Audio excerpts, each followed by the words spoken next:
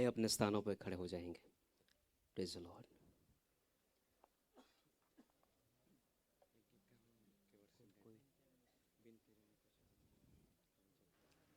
Hallelujah, hallelujah. बोलो प्रभु यीशु मसीह की, बोलो प्रभु यीशु मसीह की। क्या आप थके हैं? नींद आ रही है? हाँ, आवाज सुनाई दे रहा है मेरे को।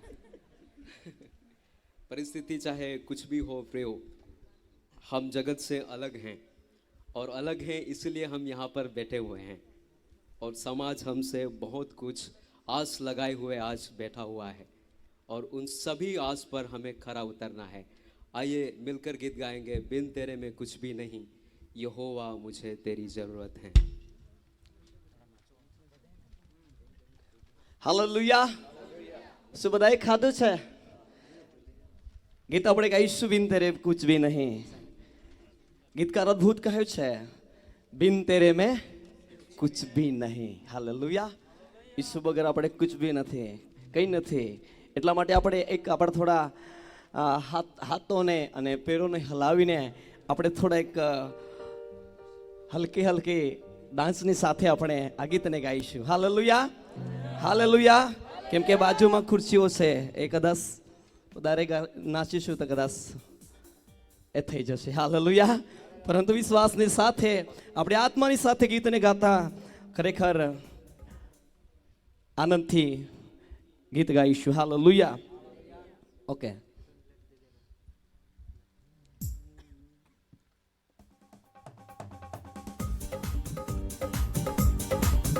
કમાતાડી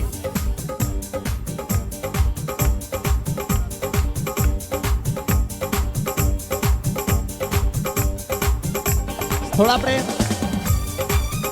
હાથ અને પેરોને હલાવીને ગીત ગાઈએ।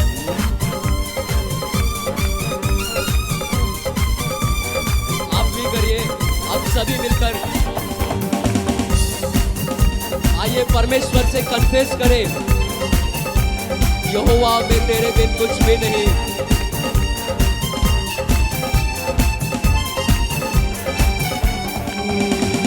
बिन तेरे में कुछ भी नहीं, बिन तेरे में कुछ भी नहीं, यहोवा मुझे तेरी जरूरत है। यहोवा मुझे तेरी जरूरत है। बिन तेरे में कुछ भी नहीं, बिन तेरे में कुछ भी नहीं, यहोवा मुझे तेरी जरूरत है। यहोवा मुझे तेरी जरूरत है। प्यार तू करता इतना, प्यार तू करता इतना, अपने हाथों में खुद मेरी सूरत है। यहोवा मुझे तेरी जरूरत है। यहोवा मुझे तेरी जरूरत है। कमातारी के साथ, तू मेरे चेहरे की रौनक और है मेरी कुवत, अजमत और जलाल के बादशाह, तुझसे है मेरी जीनत।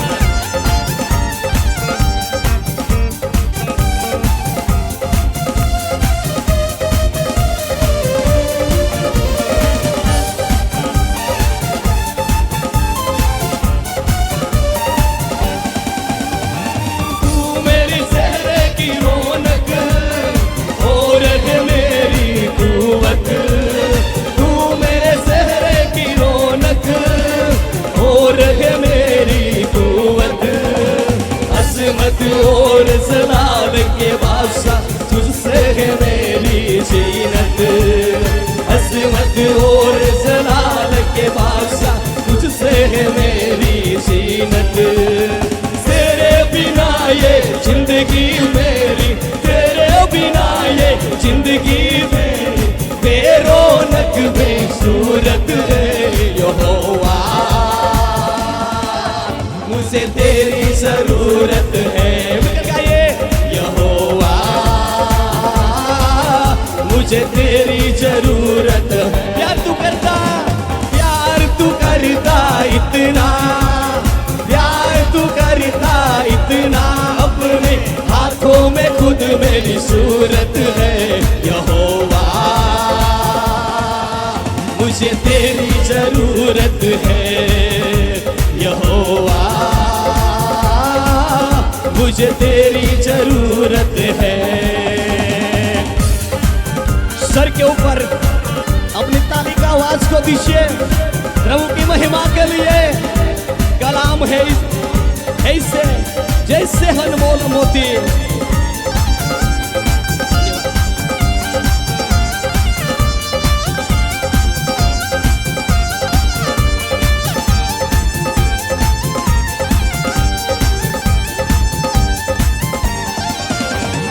तेरा कलाम है ऐसे जैसे है अनमोल मोती।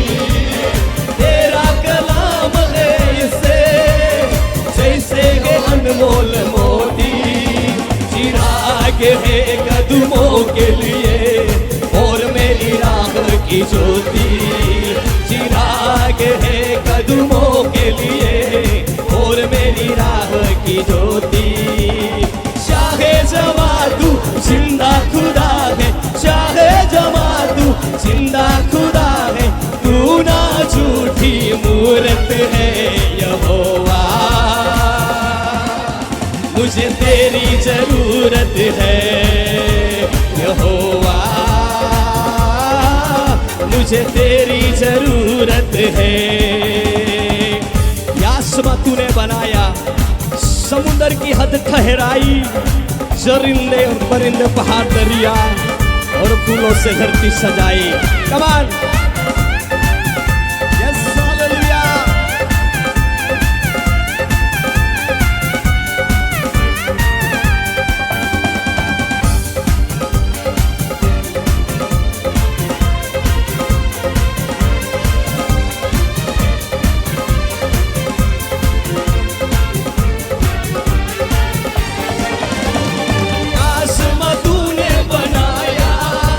समुंदर की हद ठहराई।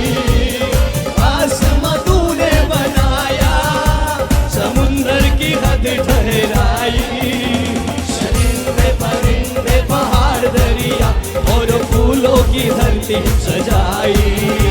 चरिंदे परिंदे पहाड़ दरिया और फूलों की धरती सजाई। कायनात इतनी सुंदर बनाई, कायनात इतनी सुंदर बनाई, तू कितना खूबसूरत है यहोवा।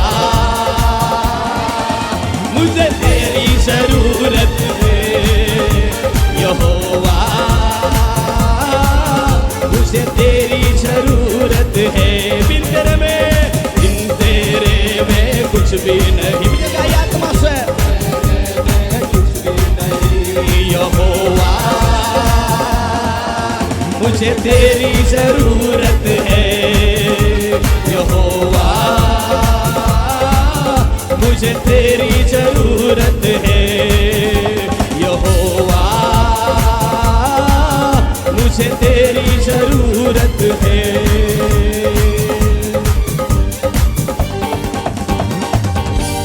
हालेलुया।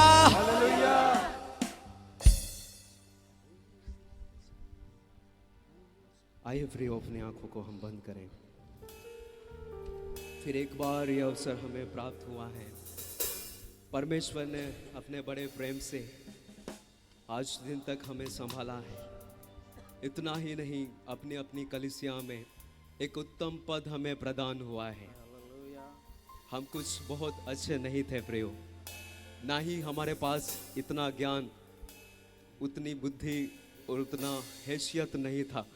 फिर भी उसने अपनी सेवकाई के लिए प्रिय जान करके इस स्थान पर होने के लिए हमें चुना, हमें ठहराया, हमें नियुक्त किया।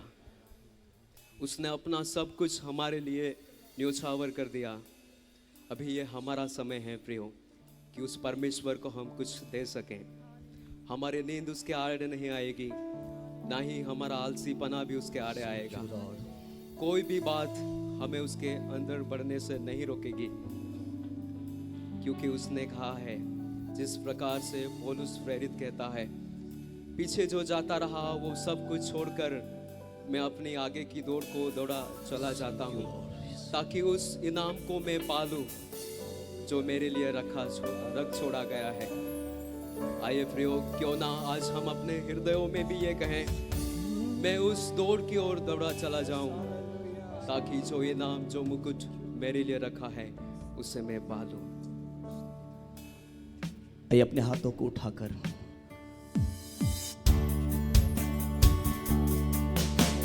तेरी स्तुति मैं करूं, आराधना करूं।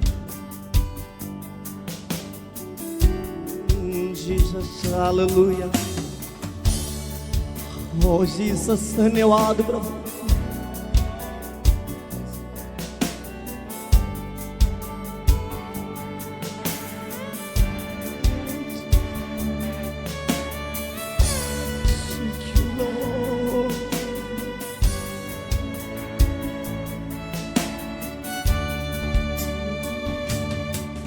तेरी स्तुति मैं करूं, आराधना करूं दिल से,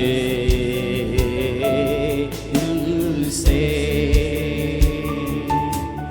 तेरी स्तुति मैं करूं, आराधना करूं दिल से, दिल से। मेरी सांसों में तेरा नाम रहे, मेरी सांसों में तेरा नाम रहे। हे प्रभु,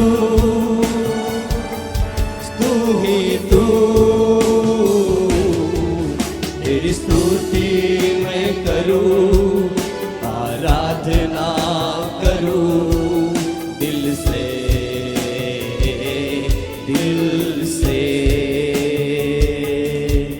तेरी स्तुति मैं करूं, आराधना करूं दिल से,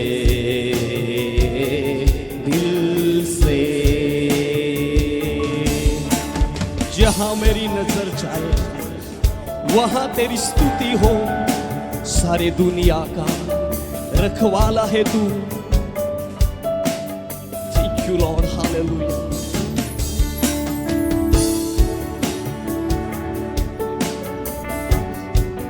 Oh, hallelujah, Jesus.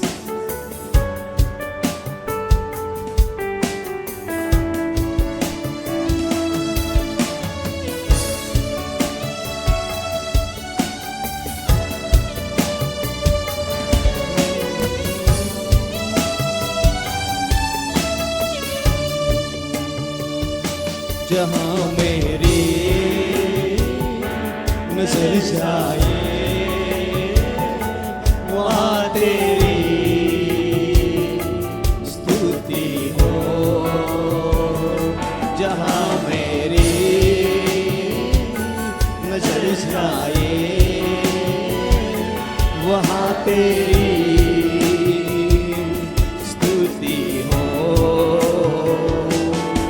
सारी दुनिया का रखवाला तू, सारी दुनिया का रखवाला तू। हे यीशु, तू ही तू, तेरी स्तुति मैं करूं, आराधना करूं दिल से, दिल से। तेरी स्तुति मैं करूं, आराधना करूं दिल से, दिल से।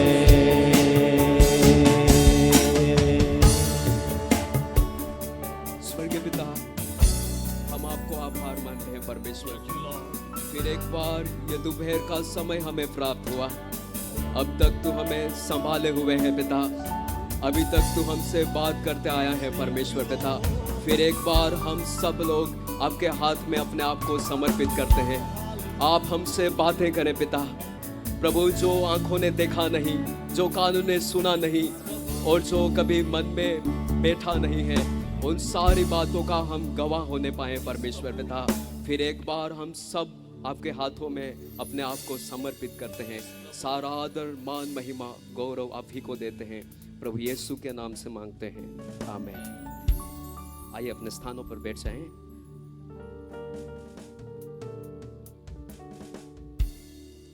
Hallelujah, hallelujah, hallelujah. बोले यीशु मसीह के, बोले यीशु मसीह के। आमीन। परमेश्वर का धन्यवाद हो। आइए हम वचन की ओर जाएंगे। परमेश्वर का दास जब वचन को लेकर आएंगे तब उनका हम जोर से ताली से भी स्वागत करेंगे और खड़े होकर उनका हम स्वागत करेंगे, वेलकम करेंगे। आइए वेलकम परमेश्वर का दास आशीष एरिक, जोर से प्रेज़ द लॉर्ड।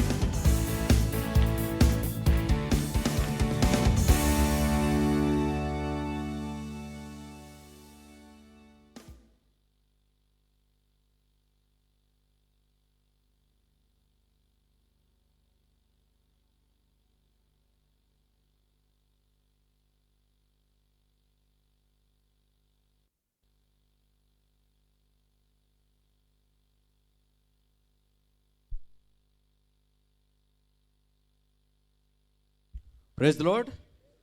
अरे नहीं आवाज आ रही, फिर से प्रेज द लॉर्ड। खाना अच्छा नहीं मिला, नींद आ रही है। अच्छा, अपने पड़ोसी से कहें उठ प्रकाशमान हो। जोर से कहें, हिला के कहें उठ प्रकाशमान हो, तेरा प्रकाश आ गया है और यहोवा का तेज तुझ पर उदय हुआ है। उठ प्रकाशमान हो। हाँ, किसी को सोने मत देना, बहुत खतरनाक टाइम है ये।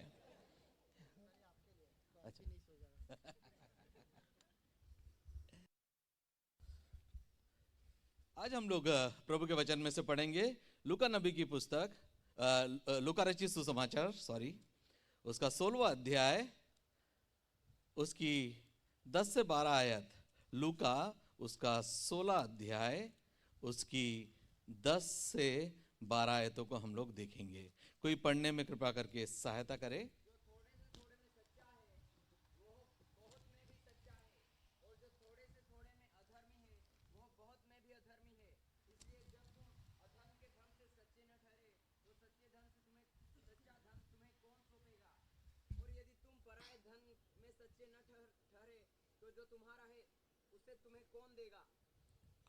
अब ये वाले विषय के ऊपर भी बहुत कम लोगों के द्वारा प्रचार किया जाता है और इसको मैंने शीर्षक दिया है, हम परमेश्वर के अच्छे भंडारी हों।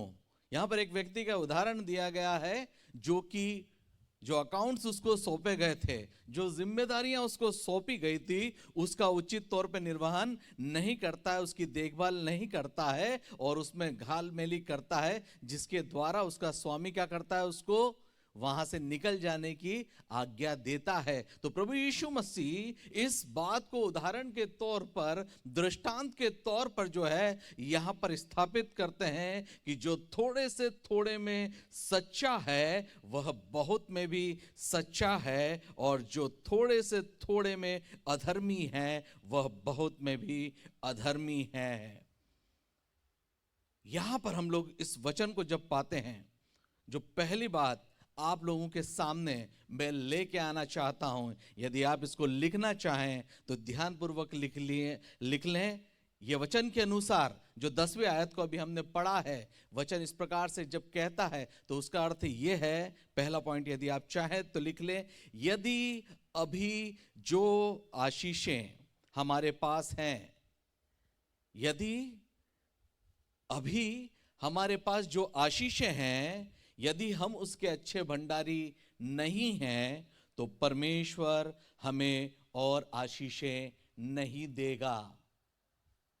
ध्यानपूर्वक फिर से सुनिएगा, बड़ी गूढ़ रहस्य की बात है, बड़ी मीनिंगफुल बात है कि यदि अभी हमारे पास जो आशीषें हैं, यदि हम उसके अच्छे भंडारी नहीं हैं तो प्रभु हमें और आशीषें नहीं देगा।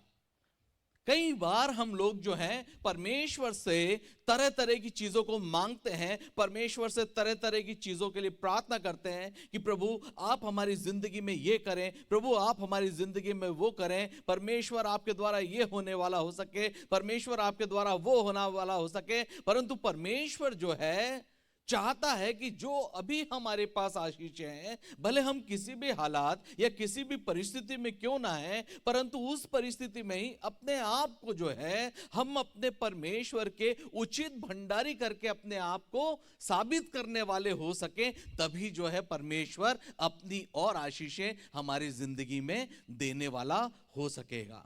कुछ उदाहरण मैं आपके सामने बताता हूं, कुछ बातों को बताता हूं जिसके लिए हम परमेश्वर से प्रार्थना करते हैं, जिसके लिए हम परमेश्वर से निरंतर निवेदन कर रहे हैं, और उस चीज के कई बार हम लोग अच्छे भंडारी नहीं हैं।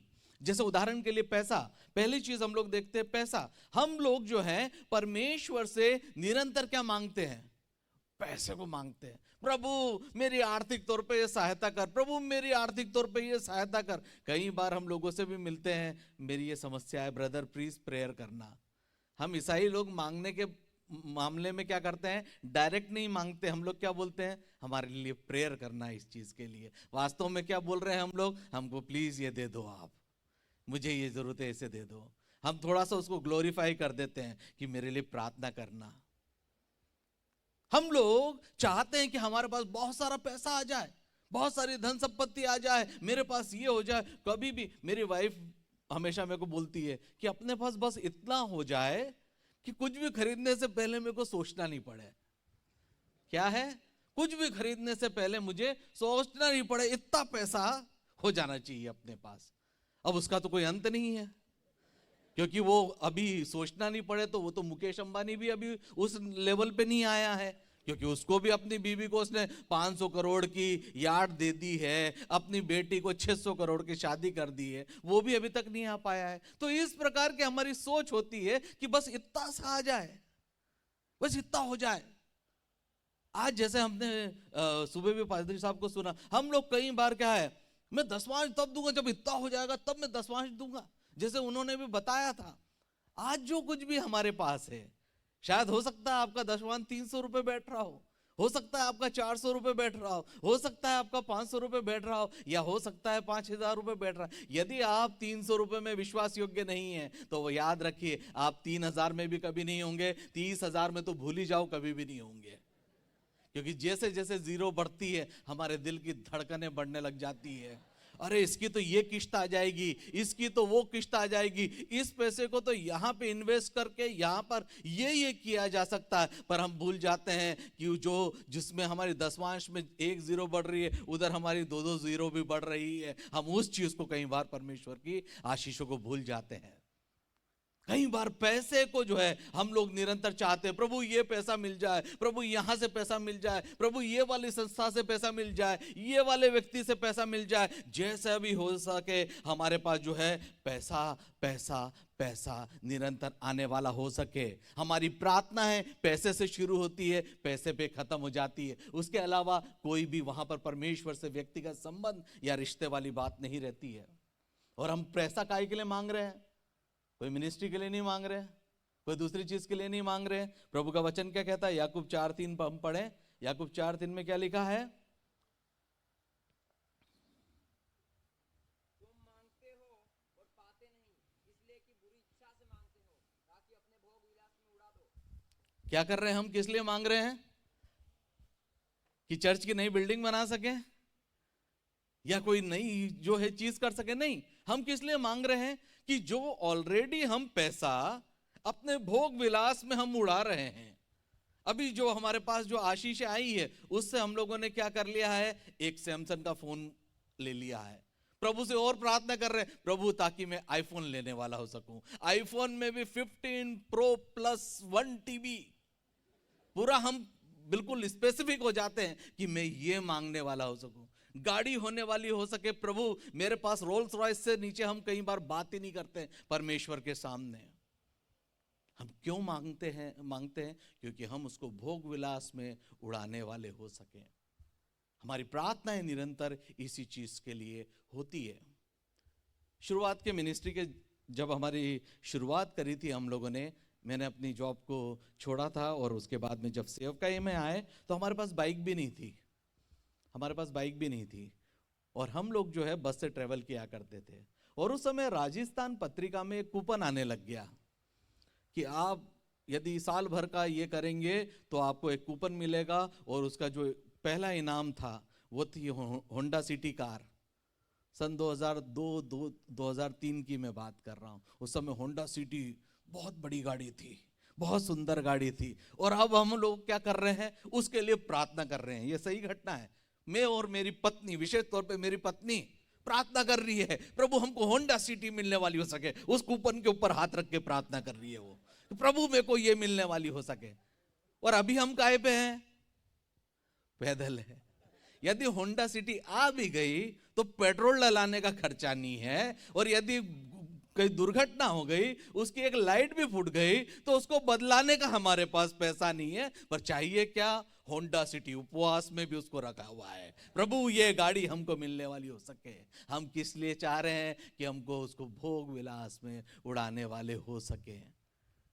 परंतु परमेश्वर के प्रति हमारा समर्पण निरंतर जारी रहा। परमेश्वर की सेवकाई में हम बढ़ते रहे, प्रभु के विश्वास में, वचन में हम लोग बढ़ते रहे। परमेश्वर ने जब उचित समय आया तो आज प्रभु के दया से होंडा सिटी से भी बेटर जो है मेरे पास गाड़ी है। Praise the Lord.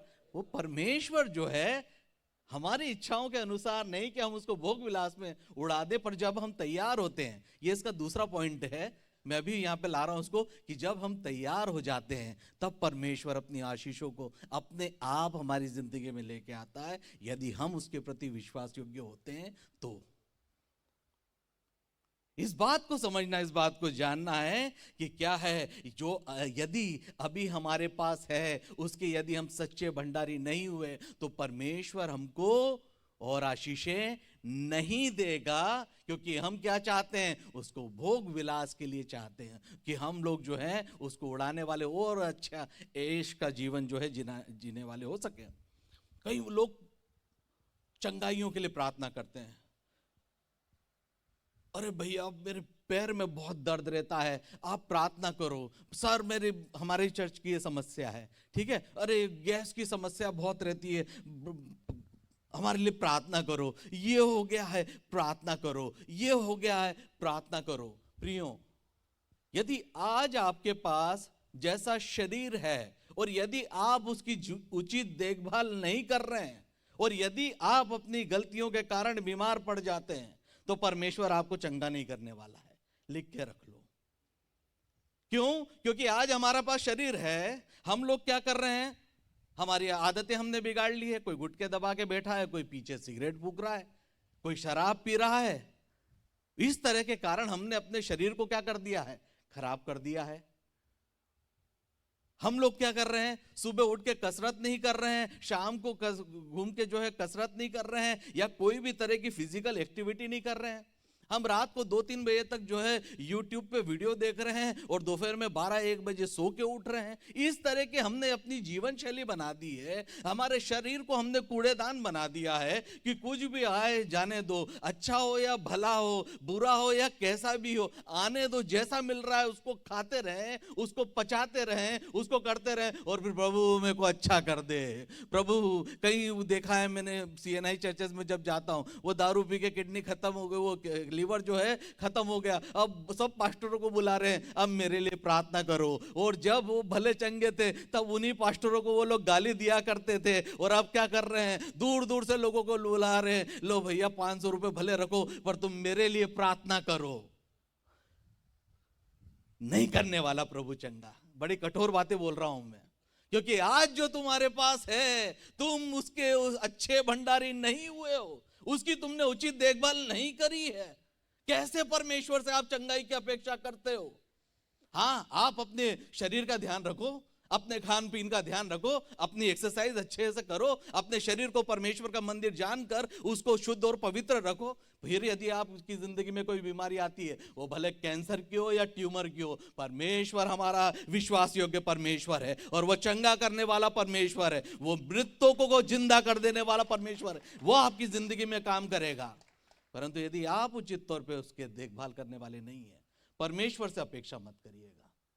कई बार लोग लंबी उम्र के लिए प्रार्थना करते हैं, बालों को काला काला करके अपनी उम्र को जो है लंबा, नहीं प्रभु बुढ़ापा आ रहा है, वो ओले की जो है एंटी रिंकल क्रीम लगा लगा के जो है अपना जो है वो उम्र को जो है बढ़ाने का प्रयास कर रहे हैं। परमेश्वर से प्रार्थना कर रहे हैं हमारी जो है उम्र लंबी होने वाली हो सके, उम्र बड़ी, मैं प्रभु 100 साल जीऊं, मेरी जिंदगी जो है इतनी लंबी होने वाली हो सके, मेरा जो जीवन जो है बहुत लंबा होने वाला हो सके। नहीं करने वाला प्रभु।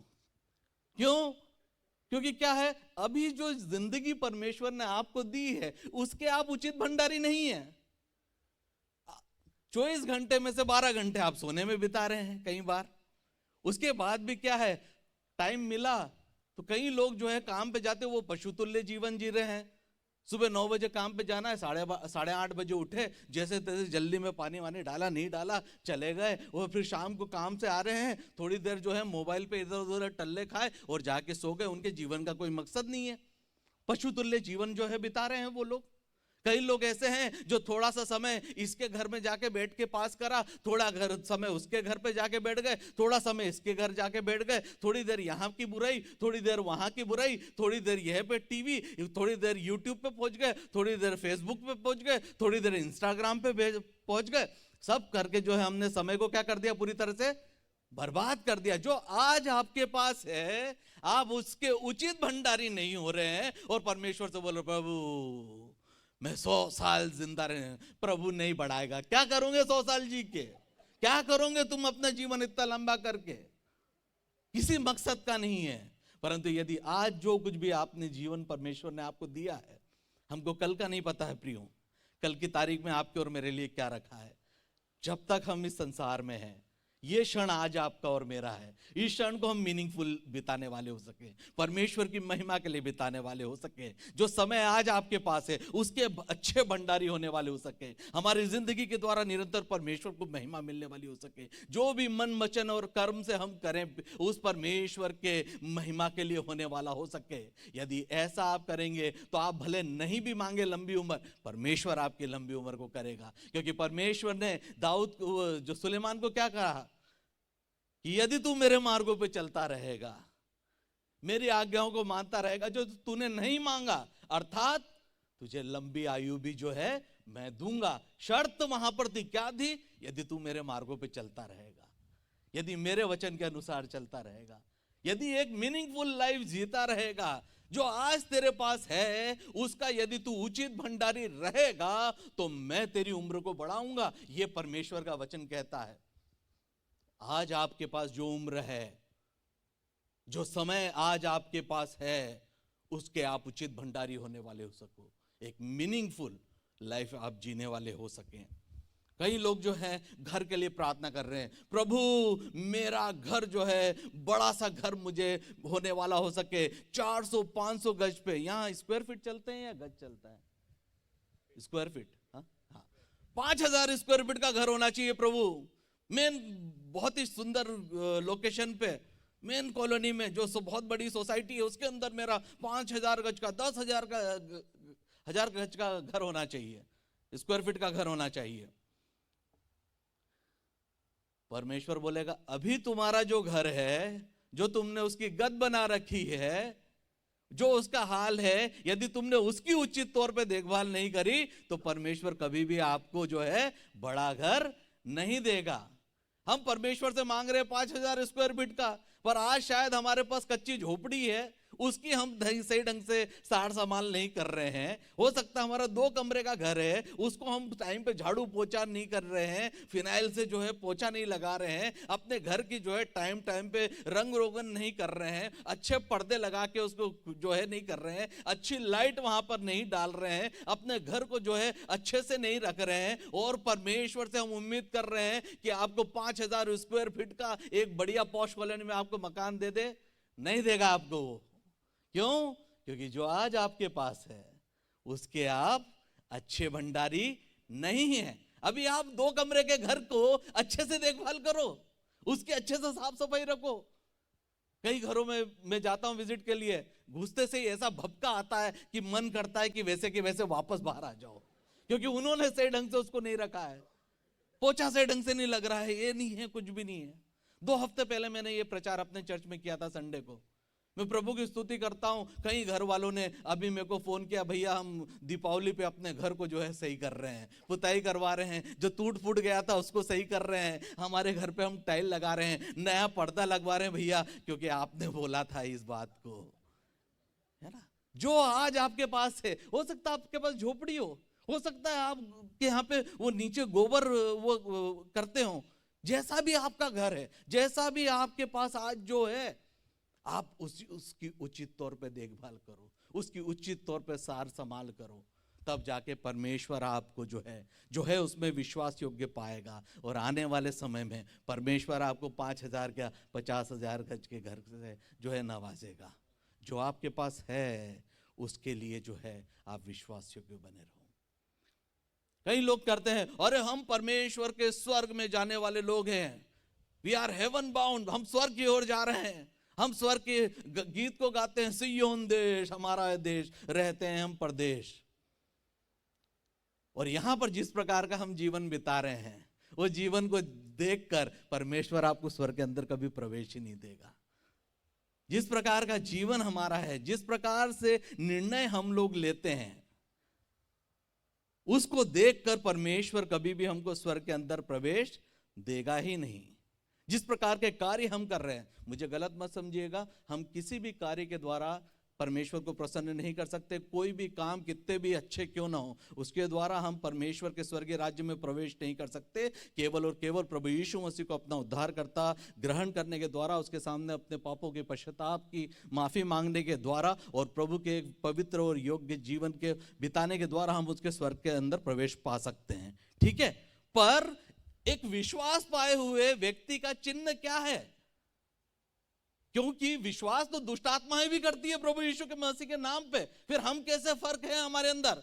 हम प्रभु के विश्वासी लोग हैं, इसका मतलब क्या है? हम परमेश्वर से प्रार्थना करने वाले लोग हैं, प्रभु की आराधना करने वाले लोग हैं, प्रभु के वचनों को निरंतर पढ़ने वाले लोग हैं, उपवास और प्रार्थना में समय बिताने वाले लोग हैं, प्रभु की संगति में जब कभी भी अवसर मिलता है प्रभु की संगति में इकट्ठे होने वाले लोग हैं, परमेश्वर के लोगों के दूसरे लोगों के सामने हम परमेश्वर के गवाह होने वाले लोग हैं, अपने दान भेंटों और दसवांशों को परमेश्वर को चढ़ाने वाले लोग हैं। ये कार्य हमको बताते हैं कि हम क्या हैं? प्रभु के विश्वासी लोग हैं, एक ऐसे धर्मी लोग हैं जो स्वर्ग की तरफ जा रहे हैं। पर यदि मान लो हम केवल ये बोले कि हम जो है प्रभु के ऊपर विश्वास करते हैं और इस तरह का जीवन हमारा नहीं है, तो क्या होगा? प्रभु क्या हमको स्वर्ग के अंदर प्रवेश देगा? वो बोलेगा क्या करोगे तुम स्वर्ग जाकर, क्या करना है स्वर्ग में? क्योंकि ना हम प्रार्थना में यहां पर हैं, ना वचन को पढ़ रहे हैं हम, ना संगति में हम जा रहे हैं, ना उपवास प्रार्थना कर रहे हैं। कई लोग ऐसा उदाहरण देते, अरे वो जो क्रूस पे टंगा था उसको भी तो प्रभु यीशु मसीह ने कहा था कि तू आज ही मेरे साथ स्वर्ग लोक में होगा। हाँ बिल्कुल, क्योंकि उसके पास समय नहीं था और वो बिल्कुल उसी समय स्वर्ग में चला गया। परंतु यदि वो व्यक्ति भी 1-2 साल यदि उसको संसार में रहने का अधिकार मिलता तो उसको भी परमेश्वर के एक धर्मी जन के अनुसार प्रार्थना करना अवश्य था, वचन को पढ़ना अवश्य था, उपवास और प्रार्थना में समय बिताना जरूरी था, संगति में जाना जरूरी था, उसका गवाह होना उसको लिए भी जरूरी रहता। सोच के देखिए, हम वचन को पढ़ नहीं रहे हैं और हम स्वर्ग में चले भी गए। चलो प्रभु का अनुग्रह, प्रभु बहुत महान है, प्रभु बहुत दयालु है, हमारी तमाम कमियों के बावजूद यदि मान लो हमको स्वर्ग के अंदर प्रवेश कर दे और हम स्वर्ग में पहुंच गए, ठीक है, अब वहां पे क्या हो रहा है? 3 लोग सामने से आ रहे हैं। एक जने बोल रहा है, और भाई कहां से आए हो? मैं यहां से आया हूं, आपने बोला। बोले आप कौन? बोले मेरे बारे में जरूर आपने पढ़ा होगा, मैं सपनिया हूं, मेरी पुस्तक को पढ़ा है तुमने बाइबल में? सपनिया बाइबल में है क्या? कोई है ऐसी पुस्तक? फिर उसके साथ में दूसरा था, वो बोलता, अरे सपनिया तेरे बारे में भले नहीं सुना, मैं हूं ओबदिया, तुमने मेरे बारे में तो जरूर सुना होगा। फिर हमारे पसीने आने शुरू हो गए, अरे भाई आपको भी नहीं जानते। तीसरा बोले मेरे को जानते हो आप क्या, मैं हूं नऊम। अरे हमने तो आपके बारे में भी नहीं सुना। अरे हमारी गलती नहीं, हमारे पास्टर जी की गलती है। वो बस मत्ती, मरकुस, लूका, योहन्ना और पौलुस पौलुस करते रहते हैं बस। हमको कभी ओबदिया ये और कभी तो बताया नहीं बताया। तो क्या है, स्वर्ग में जाके हम संतों को भी शर्मिंदा करेंगे और अपने आप को भी हम स्वर्ग शर्मिंदा करेंगे, तो प्रभु कभी प्रवेश नहीं देगा। सो जब आपके पास समय है प्रियो, प्रभु की महिमा के लिए जियो। हमने विश्वास किया है, पापों की क्षमा मांगी है, बिल्कुल अच्छी बात है। पर एक धर्मी जन जो एक स्वर्ग में जा रहा है, उसके अनुसार जीवन तो बिताओ। प्रार्थनामय जीवन होने पाए, वचन के ऊपर आधारित जीवन होने पाए, एक धर्मी, शुद्ध और पवित्र योग्य चाल चलन हमारा होने वाला हो सके। प्रभु की संगति के लिए हम हमेशा तत्पर होने वाले हो सके। प्रभु के राज्य के बढ़ोतरी के लिए हम हमेशा काम करने वाले हो सके। इस प्रकार का जीवन जो है हमारी जिंदगी में से होने वाला हो सके। जो दूसरी चीज मैं यहां पर आपको बताना चाहता हूं वो ये है कि परमेश्वर जब तक आपको आशीषें नहीं देता है, जब तक आप उन आशीषों के लिए तैयार नहीं हैं।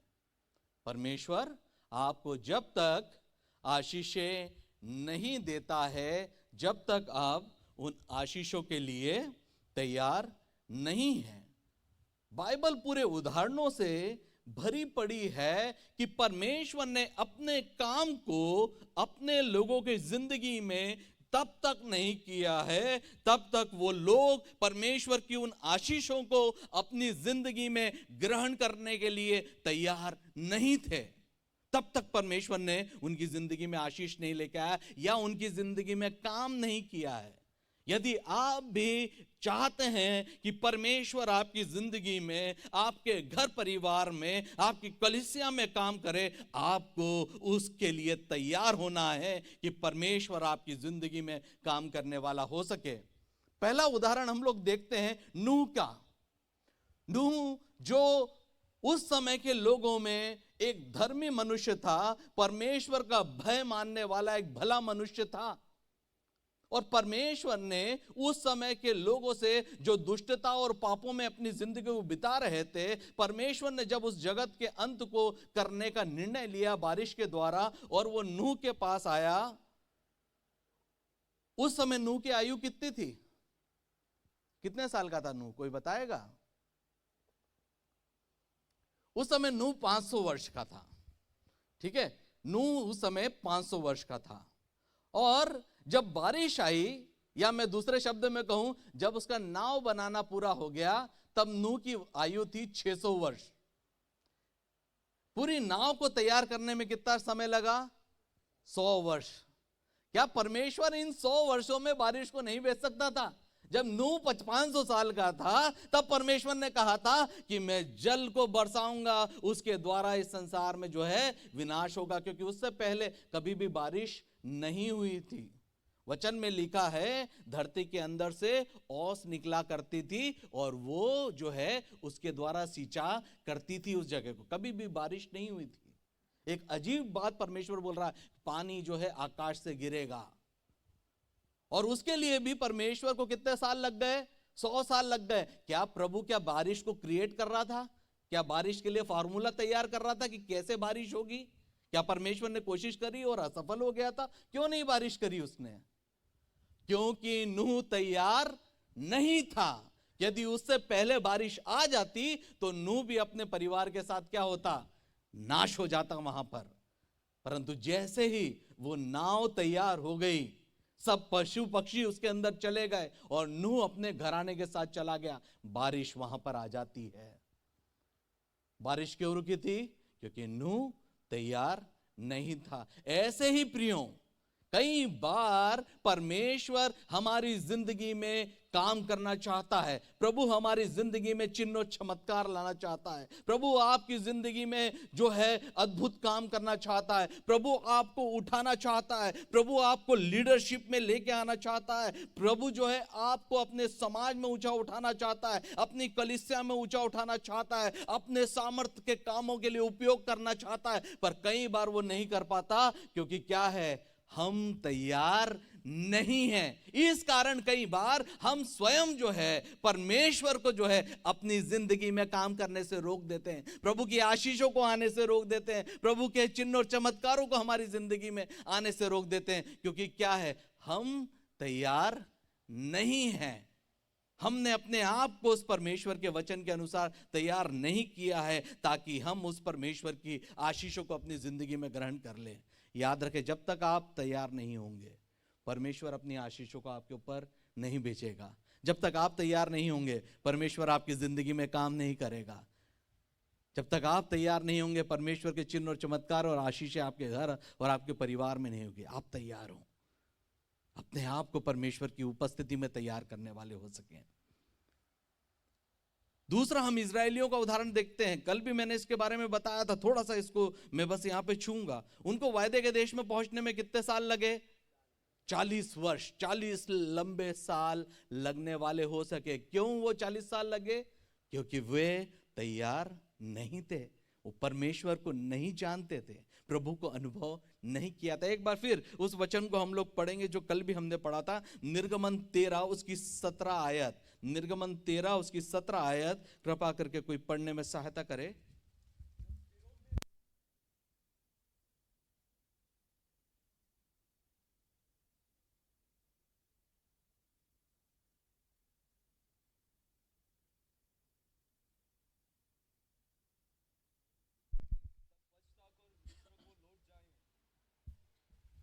किस लिए नहीं लेके गया? क्योंकि वो मार्ग भले छोटा था, परंतु उस मार्ग में जाने के लिए वो लोग तैयार नहीं थे, क्योंकि वो एक गुलामी की मानसिकता से आ रहे थे। उनके पास युद्ध लड़ने का कोई भी कौशल नहीं था, वो लड़ने का उनके अंदर कोई भी सामर्थ्य नहीं था, लड़ने के लिए उनके अंदर कोई भी विशेषता नहीं थी, लड़ने के अंदर उनके अंदर कोई भी योग्यता नहीं थी। वो वहां से लड़ाई करने जाते तो पलिश्ती जो बड़े योद्धा थे, जो बड़े विशाल विशाल समूह के लोग थे, जिनके नगर बड़े बड़े गढ़ वाले थे और जिनके लोग बड़े बड़े विशाल थे, उनको क्या करते? वो इजरायलियों को मार के भगा देते, क्योंकि वो चरवाहे मात्र थे। उनके पास में केवल भेड़ बकरियों को चराने का अनुभव था, और उससे भी बुरी बात जो थी, क्या थी? वो एक गुलामी वाली मानसिकता। एक मिस्री उनके पास खड़ा रहता था और वो सोटे मारता था उनको, और वो चुपचाप सह लेते थे। ऐसी मानसिकता थी। अब इस मानसिकता के साथ में यदि वो पलिश्तियों के सामने जाते, निश्चय वो हार जाते और परमेश्वर की योजना को जो है विफल कर दे। इसलिए परमेश्वर उनको 40 साल के लंबे समय तक ले गया। उस समय में क्या हुआ? ये जितने भी गुलामी की मानसिकता वाले लोग थे वो मर गए, और जो लोग थे उन्होंने अपने आप को, जो जवानों ने तैयार करा, युद्ध कौशल में अपने आप को तैयार करा, अपने हथियार उन्होंने बनाए, युद्ध में जो है उन्होंने प्रैक्टिस करी, अपने आप को बलवान बनाया, अपने आप को युद्ध के लिए जो है योग्य बनाया। और जब समय पूरा हो गया, जब वो पूरी तरह से तैयार हो गए, परमेश्वर उनको वायदे के देश में ले गया और वहां पर जाकर उनको बड़ी विजय प्रदान करी। क्यों नहीं परमेश्वर उनको पहले ले गया? क्योंकि वो तैयार नहीं थे। कई बार परमेश्वर आपकी जिंदगी में देरी कर रहा है। परमेश्वर आपको एक प्रक्रिया से होके लेके जा रहा है, अलग अलग ट्रेनिंग से लेके जा रहा है। कई बार क्या होता है, बाइबल कॉलेज से या कहीं से भी ट्रेनिंग करके कोई भी आता है, उसकी उम्मीद रहती है झट से उसको पुलपिट मिल जाए, झट से गिटार मिल जाए और यहाँ पे वर्शिप लीड करने का मौका मिल जाए, या फट से जो है उनका पास्टर जो है रिटायरमेंट ले ले और उसको जो है यहाँ पर पुलपिट पूरी तरह से दे दे। ये संभव नहीं है, एक प्रक्रिया है। बाइबल की जो है ट्रेनिंग करना केवल एक पहली सीढ़ी मात्र है। उसके बाद बहुत सारी चीजें होती है। विजिटिंग सीखना है, लोगों के साथ डीलिंग सीखना है, लोगों को काउंसलिंग सीखना है, कई सारी चीजों को जो है सीखना, जो अनुभव से आती है, केवल एक उम्र से आती है। केवल वही परमेश्वर उन इजरायलियों के साथ में कर रहा था। उनको तैयार कर रहा था कि वो आने वाले कल में वो, क्योंकि परमेश्वर के प्रतिनिधि थे, वो चाहता था कि मेरे प्रतिनिधि जिसको मैंने अपनी प्रजा कहा है वो संसार में जो है विजय पाने वाले हो सके, लोग इनको देखने वाले हो सके। हाँ, इनके बीच में परमेश्वर का सामर्थ्यशाली हाथ है, प्रभु की उपस्थिति इनके बीच में है, परमेश्वर के ये लोग हैं, इस बात को देखने और जानने वाले हो सके। इस कारण से परमेश्वर ने जो है उनको शॉर्टकट से नहीं ले गया, क्योंकि परमेश्वर चाहता था कि वो सीखे, वो तैयार नहीं थे। राजा दाऊद के बारे में हम लोग देखते हैं, राजा दाऊद को जब परमेश्वर ने चुना, शायद 15-20 साल के आसपास का वो लड़का था। वचन कहता उसके चेहरे से लाली छलकती थी, और परमेश्वर का जन शमूएल आता है और उसके ऊपर क्या करता है, अभिषेक करता है कि तू इज़राइल का क्या है, अगला राजा तू है। मैंने शाऊल को जो है हटाकर ते को राजा नियुक्त कर दिया है। पर राजा बनने में उसको कितना समय लगा, 30 साल की उम्र में वो राजा बनता है, वो भी एक भाग का ही, केवल एक भाग का राजा बनता है वो। क्यों परमेश्वर ने उसको उसी समय राजा नहीं बना दिया? क्योंकि वो अभी तैयार नहीं था, वो अभी तैयार नहीं था। इन जो भी 12-15 वर्षों में परमेश्वर ने दाऊद को इज़राइल का राजा होने के लिए ट्रेन किया।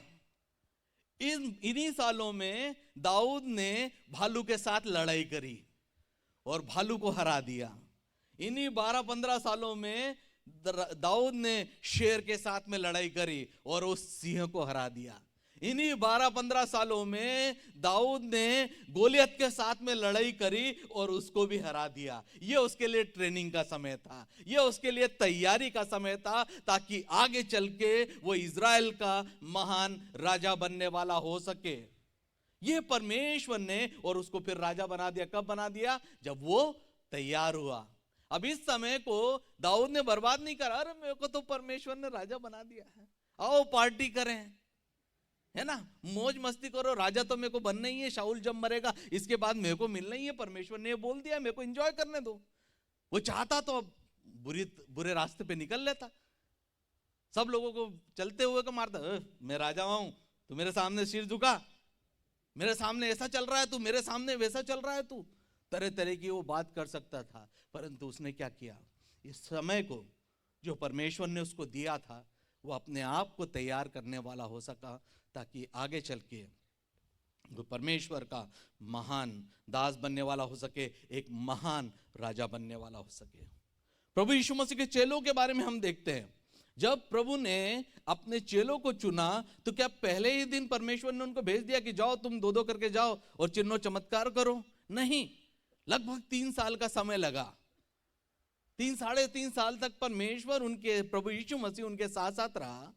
प्रभु यीशु मसीह ने उनको बताया, प्रभु यीशु मसीह ने उनको शिक्षा दी, और प्रभु यीशु मसीह ने क्या करा, उसके सामने जो है महान महान आश्चर्य कर्मों को किया।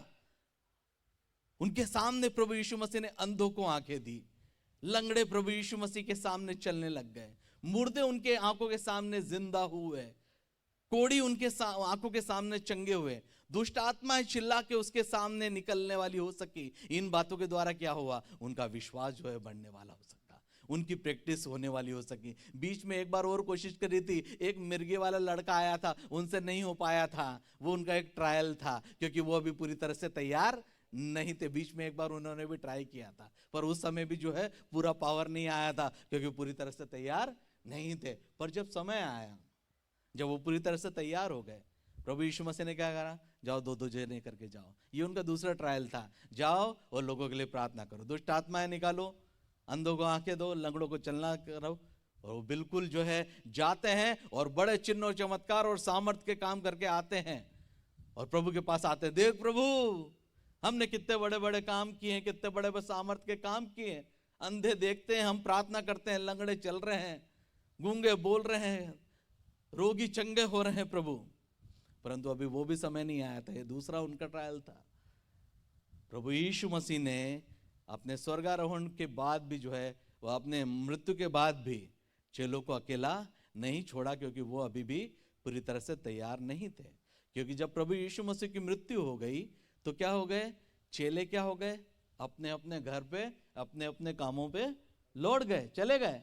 अरे चलो भाई, खेल खत्म। हम तो सोच रहे थे इस देश के हम प्रधानमंत्री बनेंगे, राज्यपाल बनेंगे, ये हमको मिल जाएगा, वो हमको मिल जाएगा। हमने तो इतनी प्लानिंग बना के रख ली थी। मैंने तो नया सूट भी सिलवा लिया था, मैंने तो नई गाड़ी भी बुलवा ली थी कि मैं जब ये राज्यपाल बनूंगा तो मेरा यहाँ पे ये होगा, मेरा नाम ये होगा, ही इज एक्सीलेंसी, ये वो करके लोग मेरे सामने गिरेंगे पड़ेंगे। मैंने तो इतनी कुछ प्लानिंग कर ली थी, पर कुछ नहीं हुआ। पैसा खत्म, है ना, खेल खत्म हो गया। प्रभु मर गया, खेल खत्म। सब अपने अपने घर, अपने अपने कामों पे। पर प्रभु उनको दर्शन देकर, प्रभु उनको विश्वास में मजबूत करता है। 40 दिन तक बार बार उनके ऊपर वो अपनी बातों को, स्वर्ग के बातों को प्रकट करता है। और जब उसको विश्वास हो जाता है अब ये तैयार हैं, वो स्वर्ग में जो है चले जाता है। और उसके बाद हम देखते हैं प्रभु के चेले कितने सामर्थ्य हो जाते हैं जब वो पवित्र आत्मा के सामर्थ्य से परिपूर्ण हो जाते हैं। और परमेश्वर के लिए वो चेले अपने प्राणों को भी दे देते हैं, क्योंकि अब वो जो थे तैयार थे। तो याद रखिए प्रियो, परमेश्वर जो है, इन दोनों बातों को आप याद रखिएगा कि जो आशीषें यदि अभी आपके पास हैं, यदि उसके आप उचित भंडारी नहीं हैं, तो परमेश्वर आने वाले कल में आपको और आशीषें नहीं देगा। अपने आप को जो है परमेश्वर के ग्रहण योग्य सिद्ध करके बताएं। अपनी विश्वास योग्यता को प्रभु के सामने साबित करें। अपनी विश्वास योग्यता को आप अपने अगुओं के सामने साबित करें। अपनी विश्वास योग्यता को अपनी कलीसिया के सामने आप साबित करें। और फिर देखिए परमेश्वर आपको कैसा ऊंचा उठाता है, कैसे आपको बढ़ाता है, और फिर देखो किस प्रकार से और आशीषों को आपके पास लेके आता है। आज जो भी चीजें आपके पास है प्रियो, शायद पैसा भी हो, जो जितना पैसा भी आपके पास हो, 10, 20, 30 हजार, जो भी आप महीने के 50 है, जो भी कमा रहे हो, आप उसमें अच्छे स्टूवर्ड हो, अच्छे मैनेजर हो, अच्छे उसकी भंडारी हो, उसकी उचित देखभाल करने वाले हो, उसको अच्छे से आप संभाल के रखने वाले हो सकें। अपने पैसे को, एक भाग को जो है अच्छे से बैंक में वो करने वाले हो सकें, कुछ पैसे को म्यूचुअल फंड में रखने वाले हो सकें, कुछ पैसे को अपने रिटायरमेंट के लिए रखने वाले हो सकें, कुछ पैसे को अपने बच्चों की एजुकेशन के लिए, कुछ पैसे को आप अपने बच्चों की शादी के लिए रखने वाले हो सकें। ऐसा नहीं है 1 तारीख को पैसा आया। कई लोग क्या करते हैं, पैसे का 1 तारीख को तनख्वाह मिली, 10 तारीख तक बिल्कुल खत्म। 1 तारीख को हम राजा हो जाते हैं, मटन लाओ, ये लाओ, वो लाओ, ये सेल लगी है उसमें चलो, उस सेल में चलो, वहाँ चलो, ये करना है वो। 10 तारीख को फिर पैसा खत्म, फिर पड़ोस से 500 रुपये लेके आना, पड़ोस से 100 रुपये लेके आना, और ऐसा करके 1 तारीख तक हम चलते हैं। और फिर जैसे तनख्वाह आती है, आधा पैसा जो हमने मांगा हुआ था वैसा कि वैसा वो वापस चला जाता है, और फिर 10 तारीख तक फिर से पैसा खत्म। इसी प्रकार से हम साइकिल में जो है फंसे रहते हैं। जो पैसा आया वैसे कि वैसे जो हमने उड़ा दिया। यदि 10,000 में आपकी हालत ये है, तो परमेश्वर 10 लाख भी दे देगा, तो आप 10 तारीख को उसको भी खत्म कर दोगे, और 11 तारीख से फिर उसको भी जो है 500 रुपये 1000 रुपये लेके उसमें आप आ जाएंगे। याद रखिए, जो आज आपके पास है, भविष्य के लिए जितना आप जोड़ेंगे, जितना बचाएंगे, जितना पैसे को आप पकड़ के चलेंगे, आने वाले समय में परमेश्वर उस पैसे से और ज़्यादा आशीषित करने वाला हो सकेगा। एक अच्छे अपने धन की प्लानिंग करने वाले हो सकें। दूसरा जो है अपनी चंगाई का, परमेश्वर से चंगाई मांगने के बजाय अभी जो आपके पास शरीर है उसकी उचित देखभाल करने वाले हो सके। शुगर या बीपी होने के बाद जो है परमेश्वर से प्रार्थना करवाने के बजाय अभी जब आपका शरीर अच्छा है, जरा दौड़ भाग करके शुगर या बीपी हो ही नहीं, ऐसा प्रयास करो। वो कभी कभी उपवास भी रख लिया करो, ताकि शरीर जो है अच्छे से मजबूत रहा करे। जरा पेट को भी थोड़ा रिलैक्स दिया करो, तो जो है अपने शरीर का जो है उचित देखभाल करने वाले हो सके। ताकि क्यों फालतू की दवाई गोली या प्रार्थना के उसमें पड़े कि चंगाई की प्रार्थना करें, है ना। या फिर घर के लिए ये ना सोचे कि जब तक 5000 स्क्वायर फीट का घर नहीं आ जाएगा मैं उसी को चमकाऊंगा, उसी का ध्यान रखूंगी। अरे अभी 500 स्क्वायर फीट के घर की भी देखभाल कर लो पहले, उसमें विश्वास योग्य ठहरो, तब परमेश्वर आपको 5000 स्क्वायर फीट का घर देगा। स्वर्ग के लिए ऐसा जीवन बिताओ जैसे आप यहीं पे जो है स्वर्ग की ओर लोग देखने वाले हो सके, हाँ ये स्वर्गीय राज्य का वारिस है, ये स्वर्ग की ओर जा रहा है। परमेश्वर का वचन आपको और मुझको बताता है प्रियो। दूसरी बात आज हमने देखी, परमेश्वर जब तक आपको आशीषें नहीं देता है, जब तक हम उन आशीषों के लिए तैयार नहीं है। परमेश्वर के अंदर कोई कमी नहीं है, उसके सामर्थ्य में कोई कमी नहीं है, उसकी ताकत में कोई कमी नहीं है। आज भी वही परमेश्वर है, युगानुयुग जीवित और सनातन काल का परमेश्वर है वो। उसका सामर्थ्य कम नहीं हुआ है, कमी हमारी तैयारी में है। हम शायद उसके लिए उस पात्र के समान नहीं बन पाए जिसमें वो अपनी सामर्थ्य को प्रकट करे, जिसमें वो अपने चिन्ह और चमत्कारों को प्रकट करे। हम उसके लिए तैयार होने वाले हो सकें। आइए अपने स्थानों पे हम खड़े हो जाएं और परमेश्वर से प्रार्थना करें प्रियो, परमेश्वर से मांगे प्रियो, प्रभु मुझे तू सहायता कर, जो कुछ भी मेरे पास है मैं उसका उचित भंडारी होने वाला हो सकूं। क्योंकि प्रभु ने कहा है, जो थोड़े से थोड़े में सच्चा है वह बहुत में भी सच्चा है, और जो थोड़े से थोड़े में अधर्मी है वह बहुत भी में भी अधर्मी है। सोच के देखिए, जो आज आपके पास है उसमें यदि प्रभु के प्रति आप विश्वास योग्य नहीं है तो प्रभु कहता है कि तुम्हें सच्चा धन कौन सौंपेगा। यदि तुम पराये धन में सच्चे ना ठहरे तो जो तुम्हारा है उसे कौन देगा। परमेश्वर आपको कैसे आशीष दे सकता है जब आज हम उसकी उचित देखभाल नहीं कर रहे हैं। प्रियो, आज ही हमारा समर्पण परमेश्वर के प्रति होने पाए। प्रभु मेरे पास जो कुछ भी है, न केवल चीजों के बारे में, आइए परमेश्वर से प्रार्थना करें, जो भी टैलेंट परमेश्वर ने आपको दिए हैं, जो भी योग्यताएं परमेश्वर ने आपको दी है, जो भी चीजें आज परमेश्वर की है, प्रभु कहें मुझे सहायता करें, मैं उसका अच्छा भंडारी बनने वाला हो सकूं। मुझे सहायता करे प्रभु कि जो मेरे पास आशीषें हैं मैं उनका और अच्छा भंडारी हो सकूं, ताकि प्रभु जी आप मेरी जिंदगी में और काम करने वाले हो सकें। प्रभु मुझे आप तैयार करें ताकि जो काम आप मेरी जिंदगी में करने चाहते हैं मैं उनके लिए तैयार होने वाला हो सकूं। प्रभु से मांगे, प्रभु मुझे तैयार करें। जैसे दाऊद को आपने चुना था, मुझे चुने। जैसे प्रभु आपने अपने चेलों को प्रभु भेजा था, मुझे भेजे। ये अभी मेरे लिए तैयारी का समय है प्रभु, मुझे इसके लिए तैयार कर, मुझे सहायता कर प्रभु जी, ताकि मैं तेरे नाम की महिमा लाने वाला हो सकूं।